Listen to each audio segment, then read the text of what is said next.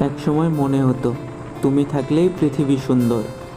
তোমার হাসিতে দিন শুরু হতো, তোমার কথায় রাতে ঘুম আসতো। তোমার উপস্থিতি ছিল আমার জীবনের সবচেয়ে শান্তির জায়গা। কিন্তু আজ তুমি নেই, তবু পৃথিবী ঠিকই চলছে, শুধু আমি থেমে গেছি। জানো সবচেয়ে কষ্টের জায়গা কোথায়? যখন নিজের প্রিয় মানুষকে ভুলে যাওয়ার অভিনয় করতে হয়। বাইরে থেকে হাসতে হয়, কিন্তু ভেতরে ভেতরে একেবারে ভেঙে পড়তে হয়। যখন মানুষ ভাবে তুমি ঠিক আছো, কিন্তু তারা জানে না প্রতিদিন তুমি একটু একটু করে মরে যাচ্ছ ভিতরে। তুমি কি জানো, তোমার একটা কেমন আছো না বলাটাও এখন অভ্যাসে পরিণত হয়েছে আমার।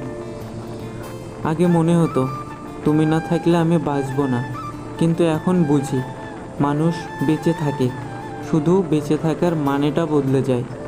আমি এখনও বেঁচে আছি, কিন্তু তোমাকে ছাড়া জীবনটা কেমন যেন ফাঁকা লাগে। তুমি বলেছিলে সময় সব ঠিক করে দেবে, কিন্তু সময় তো শুধু দূরত্ব বাড়িয়েছে। তোমার স্মৃতিগুলো আরও গভীর করেছে।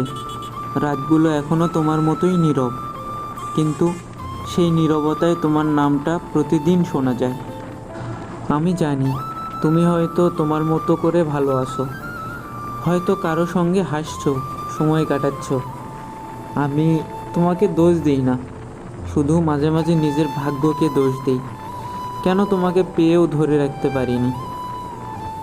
ভালোবাসা মানে এটাও, নিজের ভালোবাসার মানুষের জন্য চুপচাপ প্রার্থনা করা। হয়তো তুমি জানো না, প্রতিদিন আমি তোমার সুখের জন্য প্রার্থনা করি, যদিও সেই সুখ আমার কোনো জায়গা নেই।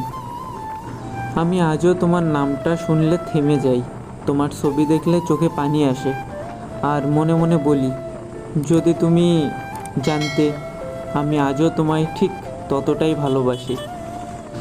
সবাই ভাবে আমি হয়তো ভুলে গেছি, কিন্তু ভুলে যাওয়ার অভিনয়টাই সবচেয়ে বড় যন্ত্রণা। তুমি যদি এখনও ফিরে এসে জিজ্ঞাসা করো তুমি কি এখনও আমায় ভালোবাসো, তাহলে আমি হয়তো হাসবো, কিন্তু চোখ বলবে হ্যাঁ, এখনও আগের মতোই।